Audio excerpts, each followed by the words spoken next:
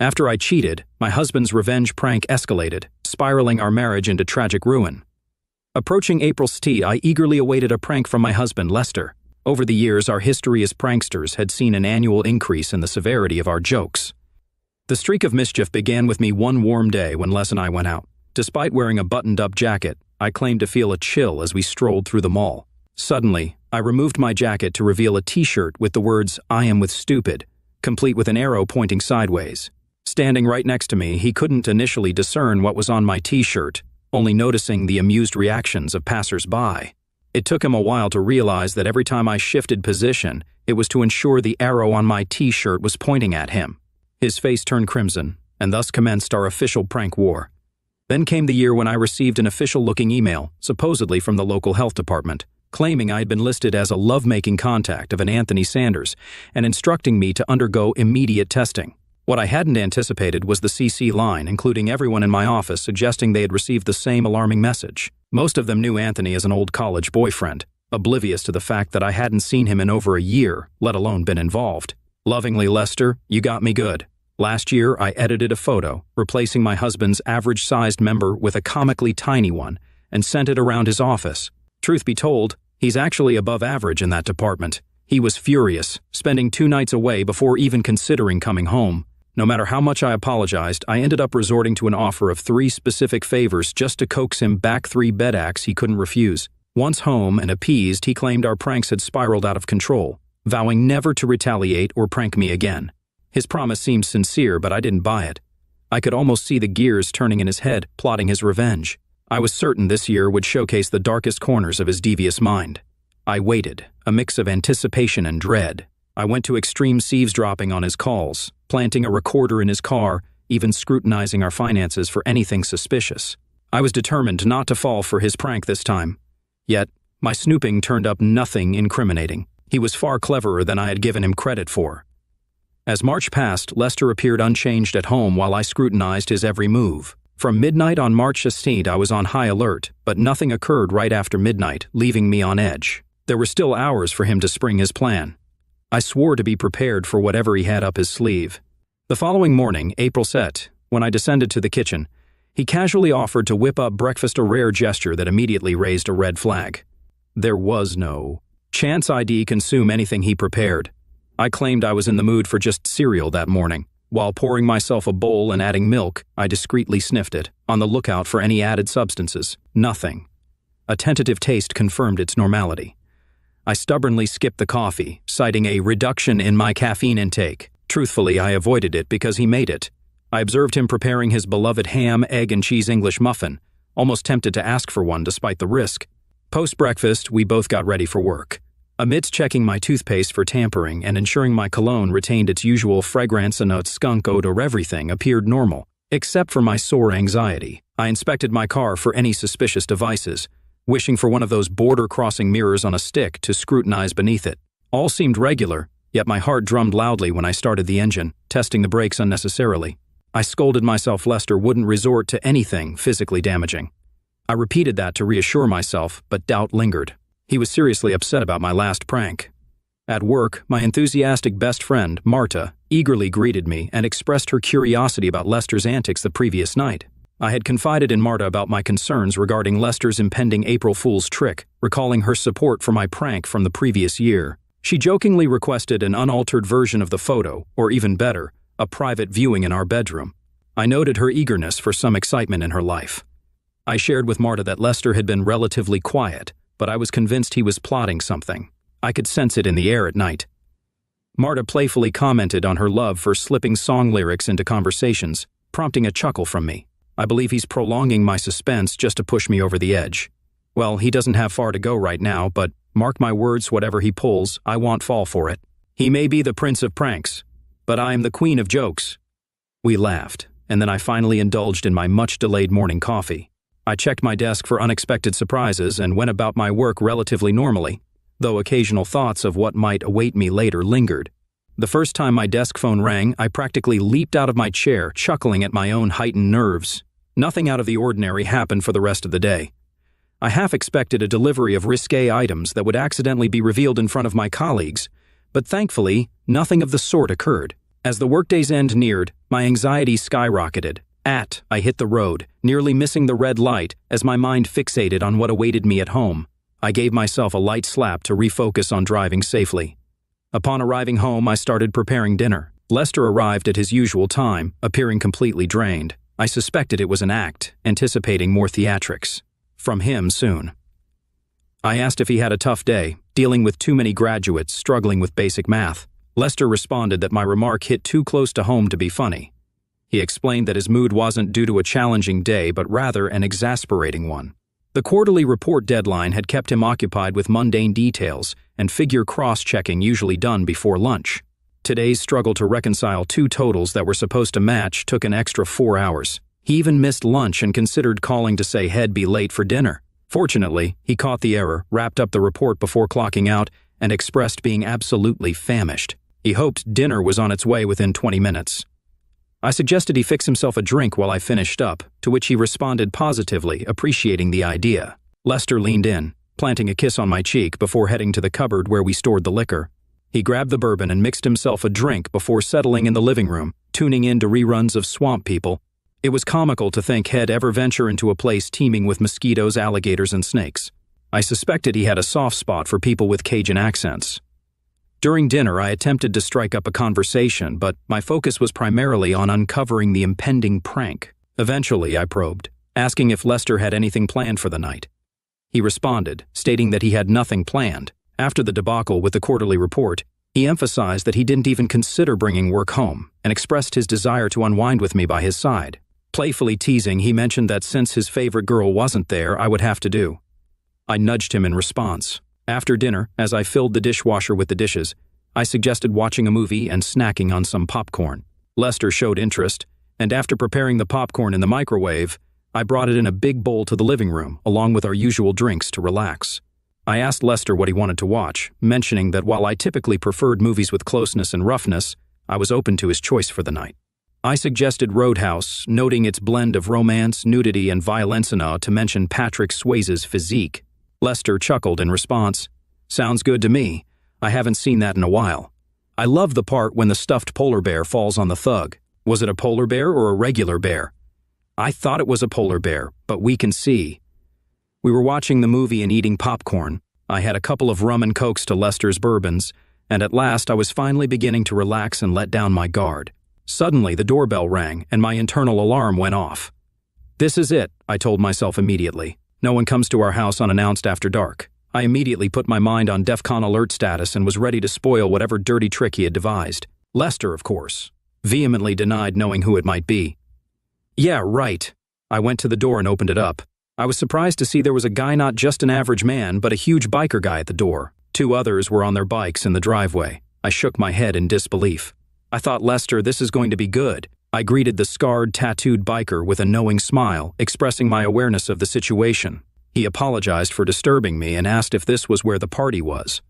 Responding affirmatively, I slung my arm around his waist, leading him to the center of the living room, noticing his firm abs and bulging biceps. My husband, seeing me with this stranger, leaped off the couch, bewildered.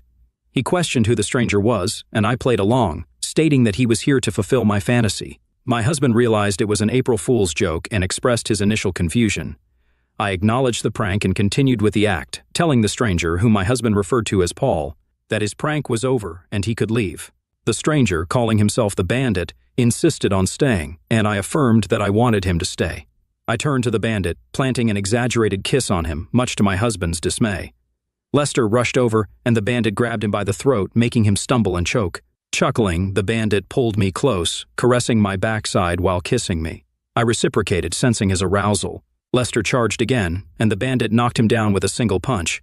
Addressing me, the Bandit asked if he should handle Lester or if he should stay and watch. I chose to let Lester watch, stating that it would teach him not to mess with me. The Bandit agreed and stepped outside to inform the others. Inside, one of the men scanned the room and questioned what was happening, noting that it didn't resemble a party. I explained that the lady referring to myself wanted to be involved with bikers before heading to the actual party. Commenting on my assets, they discussed their plans, with one expressing the intention to take my rear first. They noticed Lester on the floor and learned he was my husband, whom I wanted to watch. I suggested tying him to a chair and taping his mouth, offering the materials from the garage. Lester protested, declaring that regardless of the situation being a joke or not, it marked the end of our marriage. I responded, accusing him of setting it up and now being upset because I wasn't playing along as he intended. As Lester lunged again, the bikers subdued him and convincingly pinned him to the chair. I wondered if their coordination was rehearsed. The bikers inquired about getting the party started and asked about drinks. I directed them to the liquor cabinet and the fridge for a couple of beers. The bandit turned to me, asking how I wanted to start and how far Lester had suggested they go. I responded, asking the bandit about Lester's instructions, and he looked puzzled. He mentioned I could go all the way however I wanted. In a referenced version, he did it right. If we're going through with this, I could use some help setting the mood. Got anything stronger than liquor? Absolutely, I always carry something. He fetched something intriguing from his bike. A sip later, I found myself swapping kisses with all three of them, smirking at Lester, who seemed to struggle to break free. Approaching me, the bandit declared, "Time to dance, darling," tearing off my dress and swiftly losing my underwear. Soon he was bare, as were his companions. Panic started to grip me. I hadn't anticipated Lester would allow things to escalate like this. I shouted to Lester, "Consider this a lesson if you try to outsmart me." Engaging with his friend, I sensed his imminent climax and attempted to pull away. "Too bad your pleasure isn't our concern. Your job is to satisfy us," they retorted. The following hour felt unreal, despite my objections and resistance in the midst of this chaotic group. At the end of it all, anger boiled within me towards Lester for orchestrating this and then allowing these men to subject me to such things. Each time I glanced at Lester in the chair, rage surged, yet I masked my distress. I wanted him to believe I relished it, but I couldn't let him think his prank succeeded. After a couple of hours, the bikers departed. My movements were labored, but I managed to reach the kitchen and grab a sharp knife. When I went to release Lester, I discovered his wrists and ankles were injured. His ankles were bleeding, the ropes having torn into his skin. That seemed to have helped him, certainly. I anticipated his explosion, maybe even a physical outburst. Once the ropes and duct tape were finally off, standing there, I glared at him, ready for his expected fury. But instead of a verbal or physical reaction, he looked at me with silent rage, shoved me aside, and ascended the stairs.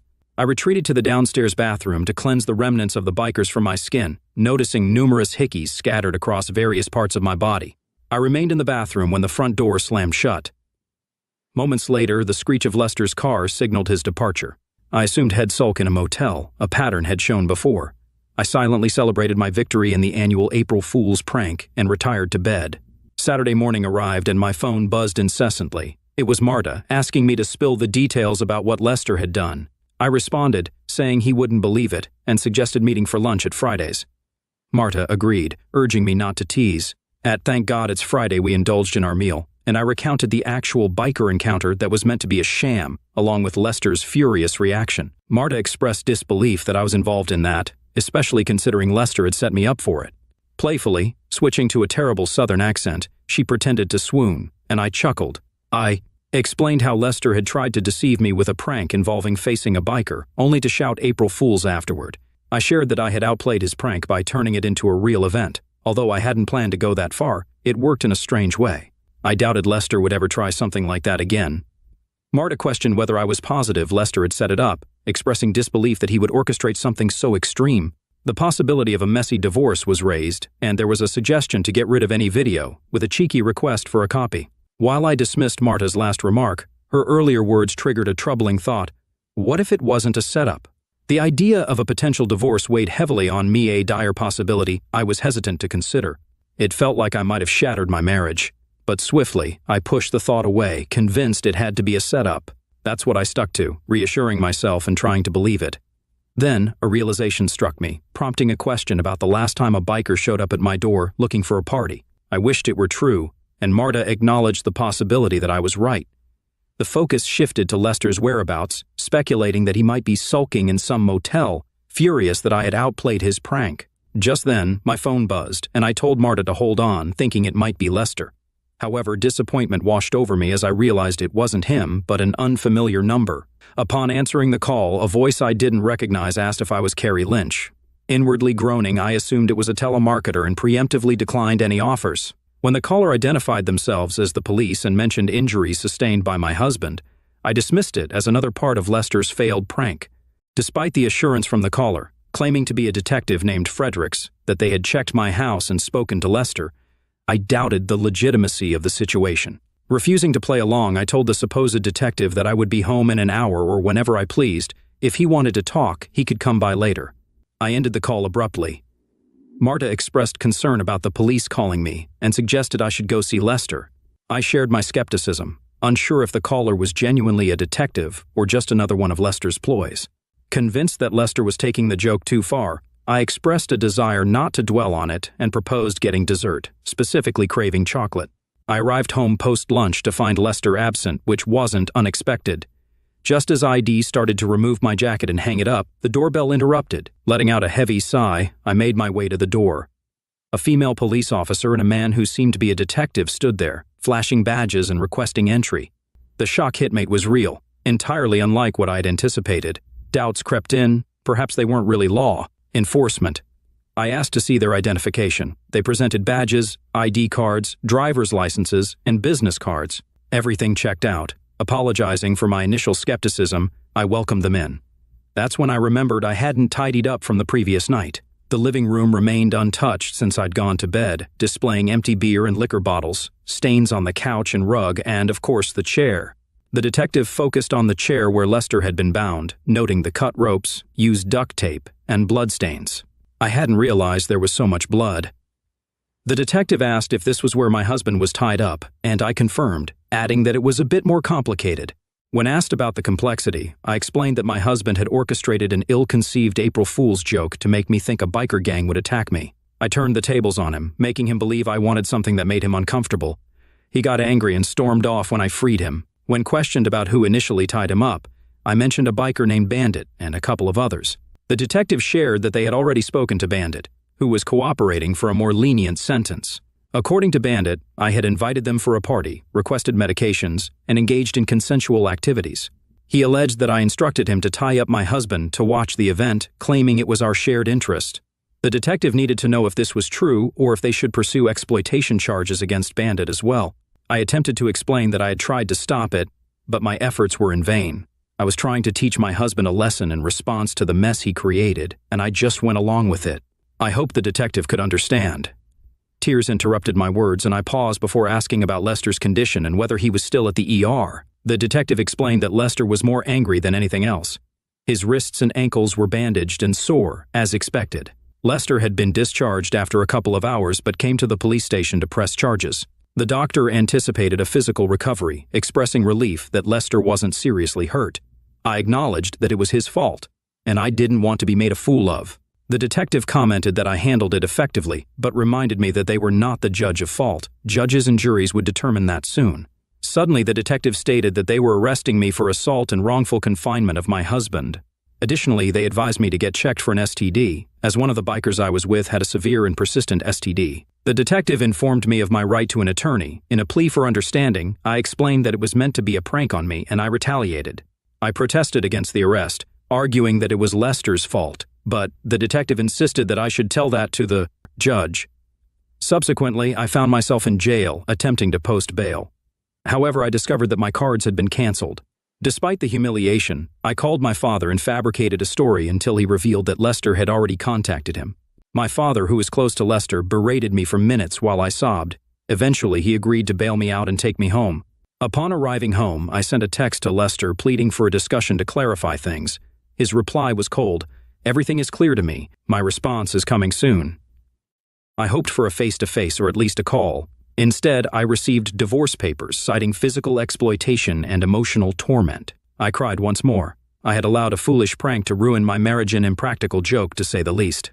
The trial progressed swiftly. Bandit took the stand as the primary witness. His testimony detailed arriving at the wrong address, being invited by me and others to a party, tying up my husband at my behest, and engaging in consensual relations with me. In exchange for testifying against me, he received a minor sentence for the confinement charge. However, it was my husband's testimony that cut the deepest. He admitted to our history of pranks, but insisted he had vowed never to deceive me again, as he believed I trusted him. The events of that night shook him to the core, shocking him to an unfathomable degree. Under oath, Lester denied any prior contact with Bandit, any consent to a pretend or real foursome involving his wife, and declared that his love and respect for me vanished that night. Displaying the scars on his wrists and ankles, he mentioned they were a lasting reminder of why he could never trust me again. His admission that he might struggle to trust any woman caused tears even among some female jurors. My case crumbled when it was my turn to testify. Tearfully narrating my version, I sensed the jury's disapproval, especially from the female members I had hoped to sway. Guilt weighed on me, evident to all, and unsurprisingly, the verdict was guilty.